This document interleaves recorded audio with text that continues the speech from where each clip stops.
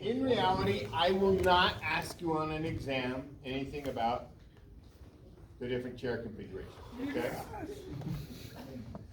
But that doesn't mean that you won't see structures where they're there. And they could show up on the exam. So how do I deal with it? And ultimately, this is just a practice reminder. So draw the two possible conformations of beta D glucopyranose is what we're talking about based on these chair configurations.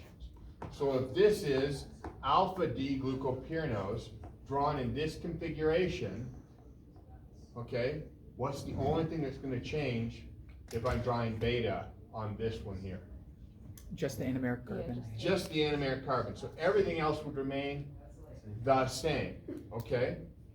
So that means this is? That one's equatorial. Yeah, and it means it's up for us because we're talking again about the D. And if I'm over here, then it would be axial. Or yeah, so practice drawing at least this one here, because this one should have been a give me. Practice drawing that one. Draw it up there. Now, if you were my OChem professor, if these weren't perfectly parallel, if these weren't perfectly parallel, these weren't perfectly parallel, you flunked. I am not that way, but do make it look right as best as you can, okay? Okay. You're just thinking, whoa, we used a ruler. Oh, we'd make it so that we could make things just. You think they make a stencil for that or something? Yeah, They that'd be a did. good idea. Yeah, I heard that they did have stencils. Okay. Just give this one a try, and we're gonna check in 2 seconds. We'll see if you got it. Oh, I forgot to put the oxygen. I'm not testing you on your ability to drive, but you've got to be able to interpret it. What does it mean? So that's why we're looking at it. And this is the same alpha D, right? In this case, you're drawing beta. Oh, okay. I'm showing you the alpha so you know all the positions of your things. your glucose. Thank you.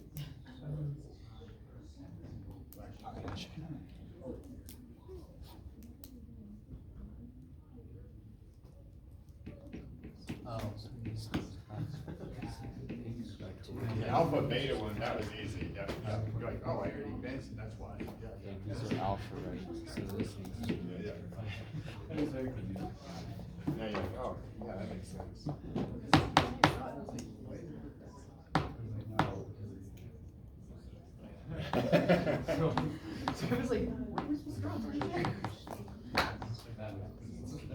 Okay.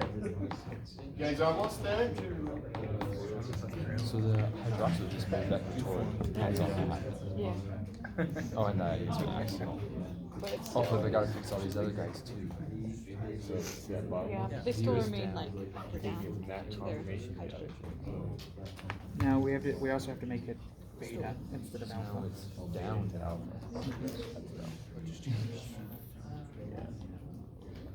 Up, so You're still drawing OH's up. But I have to Down, go but you have up. to think about it differently. Right? Equatorial ups are different. Okay, let's take a look. You should know if you're underway. Check how you're doing. This is what it should have looked like when it was done. So how did you do? Are you getting them in the right positions? This is about interpreting it so that when you see this, you're like, oh. Okay. Oh, wait, that was supposed to be beta. Beta, beta, got it. All right. I'm still defining the anomeric carbon the same way I did before. If this over here was down, if this was down, it's still down. Okay, good. Okay, then up. Okay, got it. Down. Okay, so we're playing the very same game. It's just where it moved in its position. If it's up, it's still up. It's just where is it? How do I write it? Axial or axial? Okay. Both confirmation noted there. Rarely seen in sugars unless it's been drug tested. We'll just ignore that. So, next topic. I wrote the L. Big green on the study guide.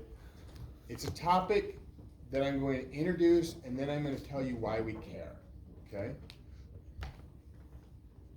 We have something known as a reducing sugar. It turns out that when we talked about sugars initially, we keep drawing these cyclized sugars, but then I keep going from linear form to cyclized. And then I keep talking about alpha or beta off the anomeric carbon. 1% or less of the sugars that exist in solution are in linear form.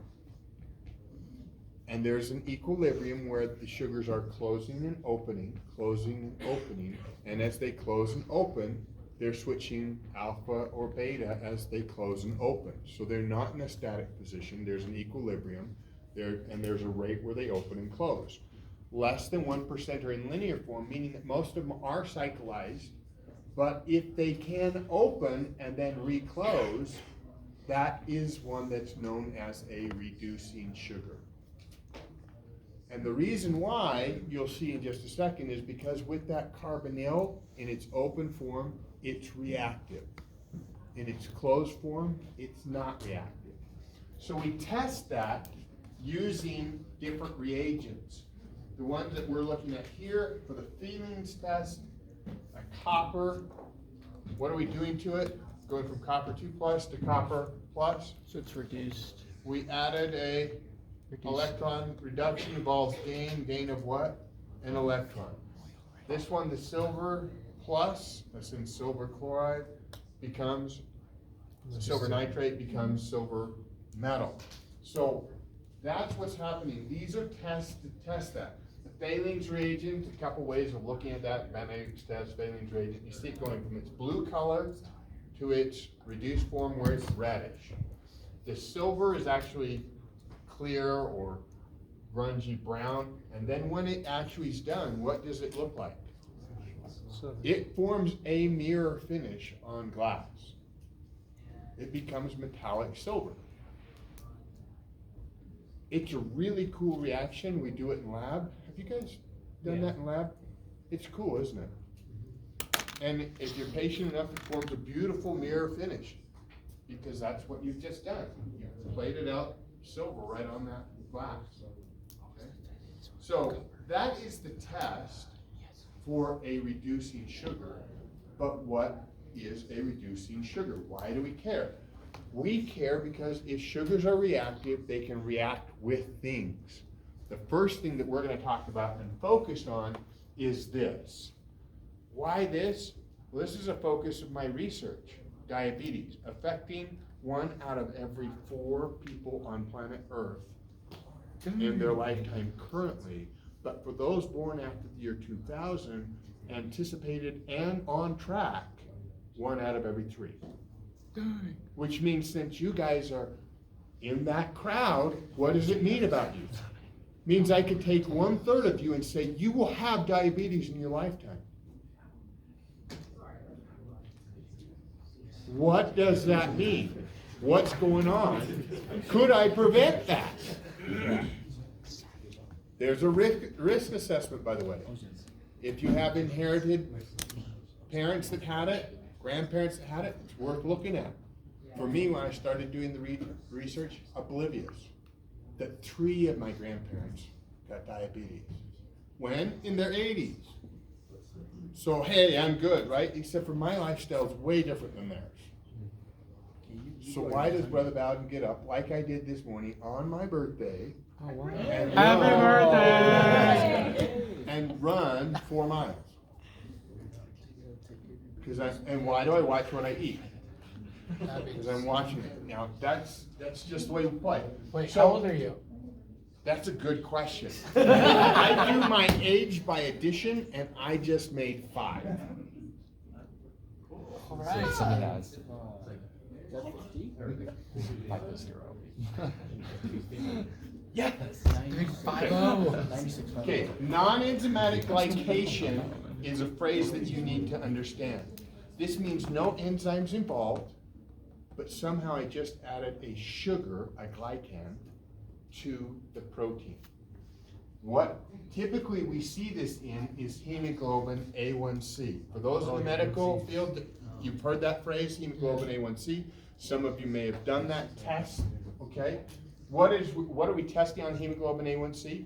We're talking about the A alpha helix at the first position we're testing, okay? The A1C position. It turns out that where primarily we're looking is right here, and I removed this, it would be in my old slides, but I removed it so it wouldn't be confusing here.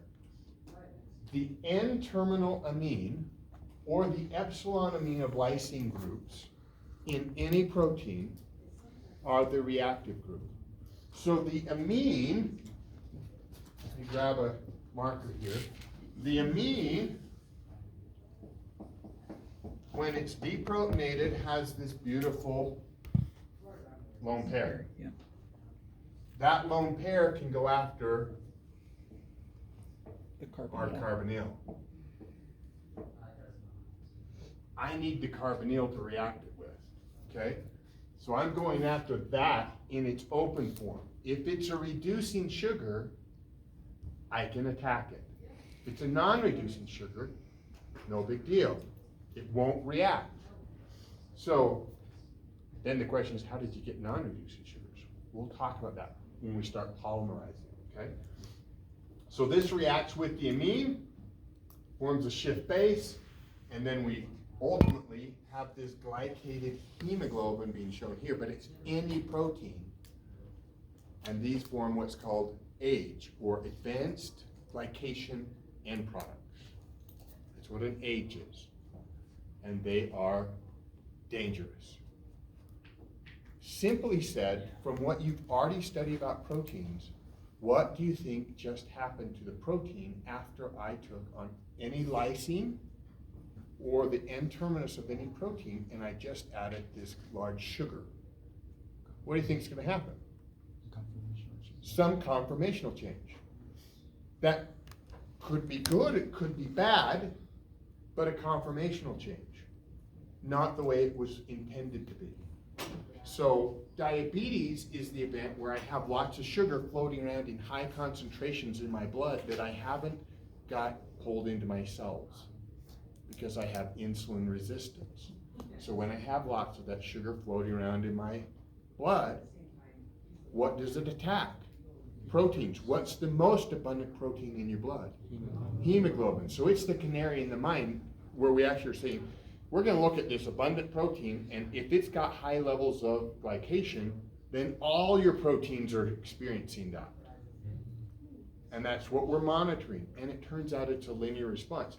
Hemoglobin has a 3-month, 90 days half-life. It's been around, so we're looking at the last 3 months.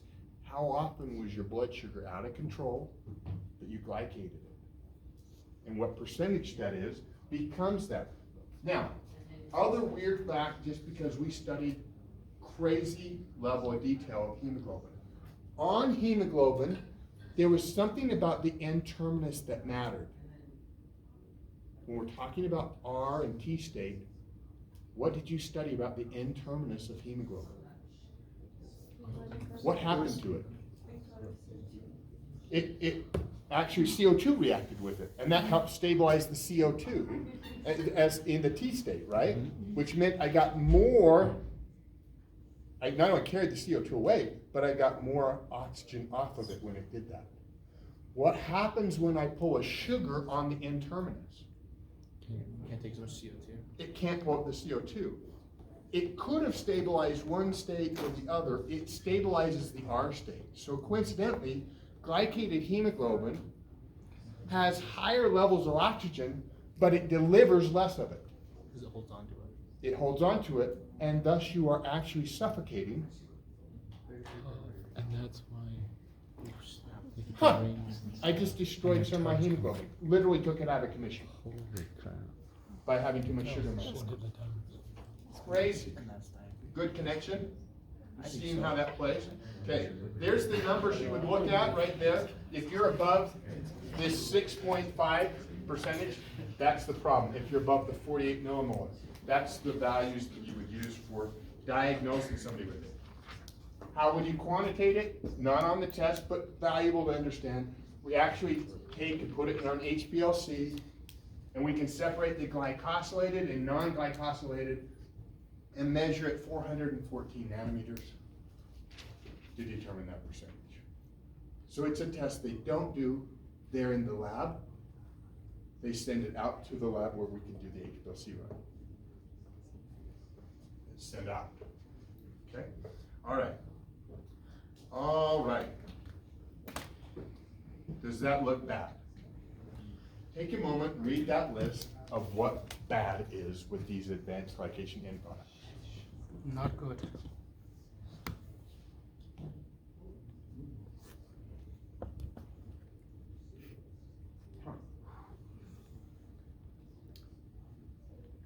I'm destroying cells. One of the ones that's most frightening to me is when it affects retinopathy. Your ability to see. Neuropathy. Your ability to feel. That's not good, right? Okay. So, it's affecting all the proteins in your body when you have high levels of this. So they're bad. Everybody understand why diabetes is bad? Yes. Now you're gonna say, yep, but I'm gonna get up in the morning, I'm gonna drink what? Big soda pop, right? Come on, double red. That ought to help me wake up in the morning, it's all good. I'm not worried whether it woke you up or not. I'm not even worried about the caffeine, but I am worried about something that's poison. Do you want us to know these specific effects too, or just the fact that they destroy cells? Okay, this is a great question. You're supposed to know the results of advanced glycation end products. So I gave you a simple list.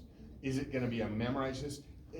Generally speaking, the simplicity of knowing big ticket is gonna modify a protein, but then thinking about what are some things we see? Yeah. Vascular permeability, seeing things like arterial stiffness, nitric oxide. These are, some of these are phrases you won't know, but it's destroying these proteins. Okay? So I'd look at the list long enough to at least have an idea of what we're talking about. I love Elder Holland. He's amazing. What's currently affecting Elder Holland? He's failing on his dialysis right now. Ooh, that doesn't sound good, right? It's failing. He's got diabetes, and his kidneys are not able to filter out, so he's doing dialysis, and then what's happening? Dialysis isn't working. It's not working to remove all the toxins your liver, your kidneys normally do. Okay. Where does your body take care of the glycosylated? Where does it? Yeah. It just dies. We destroy it at 3 months. The heme? Where's the heme group go? Yeah. It becomes what? What's the downstream product of it? It gets broken down into bilirubin. Into bilirubin, and then eventually eliminated Instead in your. of being glycosylated, No. Okay. The glycosidic bond is the next topic. It's the one we definitely want to get through. I wanted to get a little bit farther. Let's see if we can get through it. We needed to know all we just talked about so that you could do this. But this is complicated. I'm gonna put two of the monomers together that we previously learned how to draw. On the exam, you might be putting 2 or 3 of them together. And then you have to tell me, how did I connect them? Now, if it was alpha or beta, and I put it in a glycosidic link that it no longer can move up or down because it's now reacted to another group, then I've locked it in place. So how does that happen? Well, we'll label it from the reducing sugar, the one that did react, to the one that's the non-reducing sugar, okay? Okay, so let's take a look. It's easier for me sometimes just to show you some examples, okay? So here I'm gonna take glucose and glucose. I'm going to connect them. Now, how could I connect these? How could I put these together like this? You can This has to do what? open back up. It has to open up, but it is. A percentage of the time it opens up, and when it does, what can it react with? Same as it could have reacted with the other, and I can react with an alcohol group. But I can't react with, unless I have the carbonyl with the alcohol group. So I need it to open up at the anomeric carbon. That's why we cared so dearly about it. And once it's opened up, and then it fuses with it, I now have, in this case, let's define this linkage. What is this linkage? This is in alpha or beta position here. This This one's alpha, it's trans, and I go 1, 4, the one that was reacted with, okay, as the reducing one, to the one that, is this one now still a reducing sugar? Yes. Yeah, because this one can still open up. So I go alpha 1, 4, and that's how I've defined it. I don't care about this end, because this can keep switching. But I do care about this linkage end, so I'm interested in this. Could it have gone to other places other than the 4th position?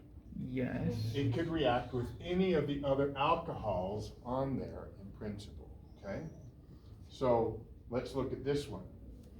I take this now and I say, oh, okay, I put this together, and when I did, what does this look like? It's trans. Trans, so it's alpha, and still 1, 4. Yeah. Okay, that's good. All right, alpha 1, 4, these are reasonable to define. You can talk about that one. See if you can name this one. What is it? I left the numbers and even the letters. How would you name it? Glucose. Yeah. Right. Right. It's glucose. Okay, so I now have both reducing ends of the anomeric carbons. How do I know that this is carbon 1? I knew where the anomeric carbon was, but what happened to it? It flipped. Oh, okay, well wait, is this still D? Yeah, because I flipped it. It's D. Okay. So now I'm 1, 1. Because they're 1, 1, it doesn't matter which one I name first. I'm reacting with 2 anomeric carbons. But I'll draw a double arrow instead of a single arrow. So before, when we named it right here, there was a single arrow Oh yeah. going from the one that was reduced to the one that still it reacted with, okay? In this one, we put, when we do it, a double arrow. It's an alpha, alpha. Wait, was that alpha? Yep, that was alpha. Wait, how do I know that? Because this went up. Previously. Yeah. Okay. Name these guys. Just 1, 4. Beta and alpha. Name it to your group, and then once you've named both of these, then answer the question, is it a reducing or a non-reducing sugar? After it's been polymerized, is it now reducing or non-reducing? Do I still have an exposed anomeric carbon? Because there's still The first one is reducing. Because you have an anomeric carbon. That can open and close. And the second one's not reducing. Because the 2 anomeric carbons are in. So the second one is 1, 1. The first one's a 1, 4. First one looks like Let it's you going process to it. go Okay. 1 beta to 4 alpha. And the second Ah. one, 1 beta to 1 alpha, I think. Okay. Beta, right? Beta 1, 4. Single arrow, beta 1, 4. Next one down, beta off the fructose. Okay, what did I do there? How do I know that? because it's the flag is down, Okay, and the oxygen that would have been your OH is also down. If that makes Okay. sense. So the anomeric carbon uh-huh, has the oxygen that's in the plane of us, and then it's got the oxygen that's pointing down that formed the glycosidic bond. Yeah. That was your hydroxyl. This was answering the very question we talked about at the beginning of class, because it's really nice to draw it this way, right? Yeah. Okay. So, this is easier to see though, isn't it? Yeah. Oh, man. Okay. I like that much better, Brother Bowden. I can do that. All right, anomeric carbon, and now I'm saying beta. Okay. Same side. Okay, got it. All right. Okay, so alpha crossing beta. What? Wow, I turned it upside down. Gotta look at my flag. Okay. That's a 1-2 Oh, I see. or 2-1. I This thought it is was on the a 1. second position, right? Double arrow. Okay. So this is the game we play. Now, do you think you could practice that for a little while? Yeah. Yeah. Yeah, you'll want to practice that. When we looked at amino acids and we looked at proteins, I showed you that we could put modifications on the proteins. They were called post-translational modifications. That also includes sugars that I could add to it. But can sugars just have modifications themselves? Yeah. Yeah, I could have things that get added to sugars. So let's see if you can name a function group. What function group is this in red? Phosphate. Now what's this one? Amine. What's this one? That's an amino acid. You're like, oh, well, it's got an amide on it, but this one we'll call an acetyl group from acetate. That's where it's right from. Okay, so you'll see that as N-acetyl. Okay, carboxylate group. Yeah. Right. Lactone. Probably don't know that one yet. Okay, amines. Okay. So these are what you're talking about in names. I don't need you to be able to do all the fancy ones. All I want you to be able to do is tell me, hey, that's a carboxylate group. Oh, that's a phosphate group. That's an amine group. That's a acetyl group. And I bring up acetyl group because it's going to be super common for an acetyl group. Okay. Here is the first time you run across an N-acetyl neuraminic acid that has 9 carbons, neuraminic acid, also known as sialic acid. And for those who might have looked at the paper we're going to read on the flu, neuraminidase and hemagglutinin react with the sialic acids, or the N-acetyl neuramic acid. That's what they react with. Okay, so we'll talk about those. Okay, important. This is actually on ourselves. Ooh. Ooh, so tasty. I'm going to show you 2 or 3 more slides here, but they're going to go fast, and I'm just going to leave it there, and we'll come back to it. Polysaccharides can be homo or hetero, right? All the same, different. I can have them branched, or I can have them linear. When we're talking about the sugar code later, all of that's options that are available as I polymerize them. This is the one I wanted to finish on right here, just to leave you something else that you will be responsible with as you're studying, okay? Don't freak out, we'll come back and review it, but if I'm talking about amylose, it's got linkages of alpha 1,4. If I'm talking about amylopectin, it's also alpha 1,4, but it has branches on it, which are at the alpha 1,6 position. At this point, you should understand what that's describing when I say that. The branches occur every 24. Glycogen's actually almost the same, alpha 1,4, alpha 1,6, but it's branched more frequently, so it's more dense. Cellulose over here, beta 1,4. You can't digest cellulose. Chitin, beta 1,4, but it's different than this one. This is just glucose. This is an N-acetylglucose, so that makes it slightly different in the way it functions. We'll come back and talk about all those groups next time and how they're used, and then start to get into some other Sugar. Sugar, okay?